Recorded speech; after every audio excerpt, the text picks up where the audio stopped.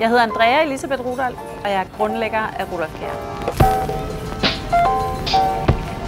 Hvad har du altid med til fest? Min lille parfume, Rudolph Kjær Signature Notes, den har jeg altid med.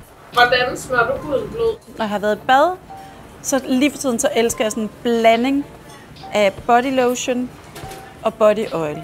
Og så blande de to ting. Man kan også blande body lotion og balmen. Altså det med at blande de der konsistenser. Og så elsker jeg at kærtegne hele min krop og virkelig smøre mine tæer ind og mine hæle og mine fødder og hele min krop. Hvilket produkt kan du ikke undvære i vintermånederne? Jeg kan ikke undvære min SAI Facial Oil. Hvis du skal smøre et produkt på alle mennesker i verden, hvad vælger du? Ja, det er svært.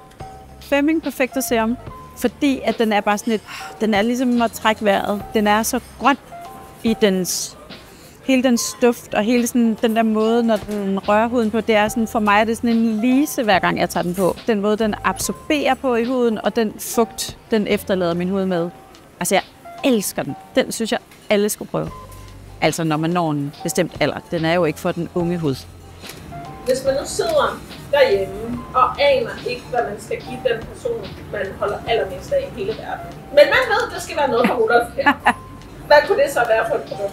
Vores Facial Scrub Mask, den er ret sikker på en eller anden måde at give, fordi der er så mange, der er glade for den. Og den kan bruges af mænd og kvinder, og den er fantastisk, fordi den er sådan et multiprodukt. Den er både en scrub, som fjerner alle de her kedelige dødhudceller, alt det her grå, men den er også fantastisk, fordi det samtidig også er en fugtmaske.